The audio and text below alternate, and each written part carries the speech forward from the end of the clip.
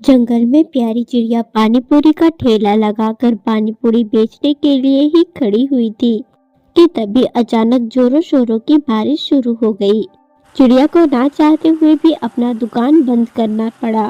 चिड़िया ने बहुत मेहनत से पैसे जमा करके आज पहली दिन अपना दुकान खोला था, पर बारिश की वजह से चिड़िया का दुकान बंद हो गया। चिड़िया अपना पानीपुरी का दुकान बंद करके अपने घर लौटी। घर पर पहुंचते ही चिड़िया के दोनों बच्चे, मम्मा मम्मा, क्या आपकी पानीपुरी बिकी?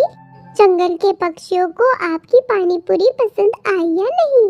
बच्चों, जंगल के पक्षियों ने पानीपुरी खाया ही नहीं, बस दुकान खोलकर खड़ी ही हुई थी कि तभी बहुत जोरों की बारिश हो गई और ना चाहते हुए भी मुझे दुकान बंद करना पड़ा। मम्मा, अब क्या होगा? आपने तो बहुत मुश्किल से वो दुकान खरीदा था, खेत भी बेच दिया। सोचा था पानीपुरी की दुकान अच्छी चलेगी और हमें भोजन खाने को मिलेगा, पर सब कुछ तो उल्टा हो गया। अब क्या होगा? देखते हैं बच्चों क्या होता है, अभी तो मुझे खुद कुछ समझ नहीं आ रहा। इस तरह से कहने के बाद प्यारी चिड़िया परेशान होकर बारिश की ओर देख रही थी। वो अपने बच्चों को परेशान नहीं देख सकती थी। चिड़िया के मन में बहुत उथल पुथल चल रही थी। न जाने अब क्या होगा।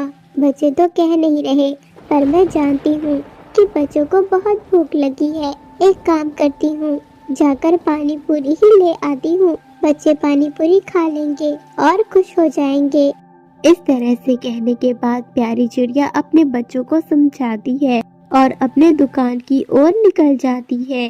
चिड़िया ने अपना दुकान खोला ही था कि तभी वहाँ एक चील आ जाता है। क्या तुम्हारा ये पानीपुरी का दुकान है?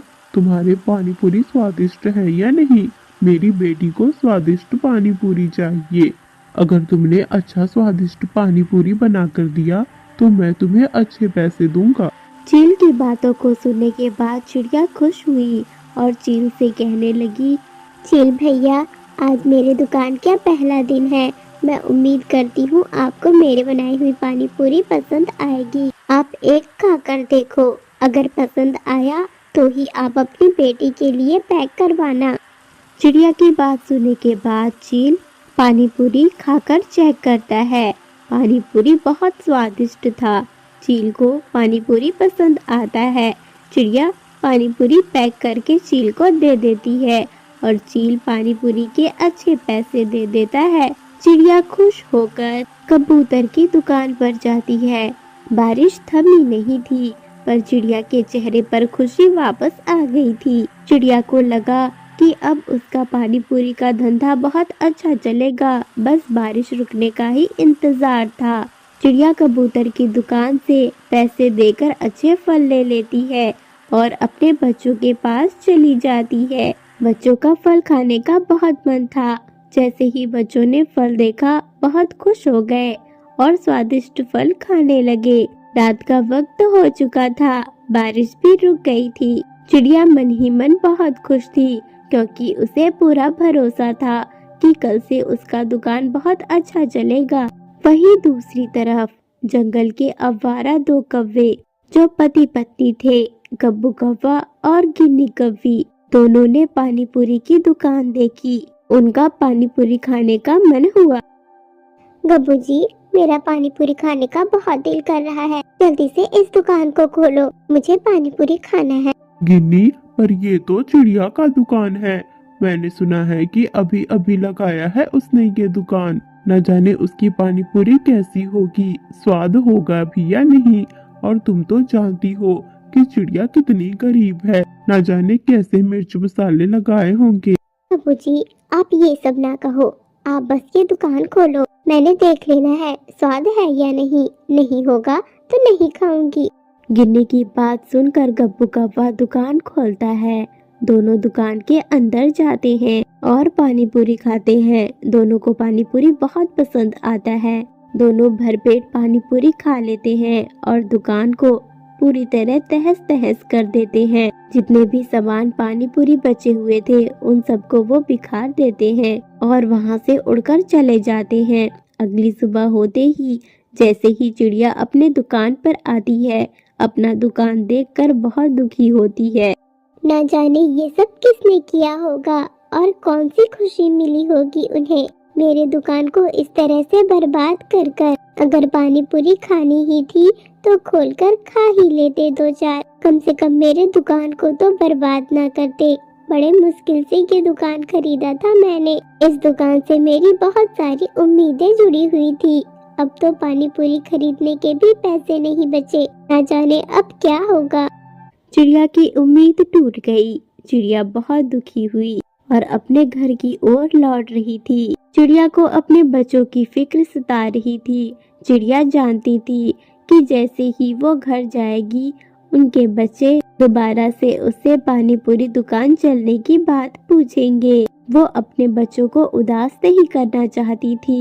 घर जाने का तो जरा भी दिल नहीं कर रहा। अगर बच्चों को पता चला कि दुकान का सारा सामान बर्बाद हो गया है तो बच्चे दोबारा से दुखी हो जाएंगे। ना जाने ये सब किसने किया और कौन सी खुशी पाई। आज के जमाने में कोई किसी को सुखी देख ही नहीं सकता। चिड़िया उदास होकर बैठी थी। चिड़िया का घर जाने का जरा भी मन नहीं हो रहा था। वो अपने बच्चों के सवालों का जवाब नहीं पा रही थी। अपने बच्चों को दुखी नहीं करना चाहती थी। उसी जगह पर बैठी चिड़िया फूट फूट कर रोने लगी। चिड़िया के रोने की आवाज एक सांप ने सुनी जो पास ही के बिल पे रहता था। सांप बिल से बाहर निकलकर चिड़िया के पास गया। चिड़िया ने सांप को देखा। सांप से चिड़िया का दुख देखा नहीं जा रहा था। सांप के पूछे जाने पर चिड़िया ने आप बीती सांप को सुनाई। सांप भी बहुत दुखी हुआ। वह चिड़िया की मदद करना चाहता था। सांप ने अपने बिल से कुछ सोने के सिक्के लाकर चिड़िया को दे दिया। चिड़िया खुश हुई। चिड़िया सांप का धन्यवाद करती है। कालनाग, आपका बहुत बहुत धन्यवाद जो आज आपने मेरी मदद की है। मैं कभी जिंदगी में इसका कर्ज नहीं भूलूंगी।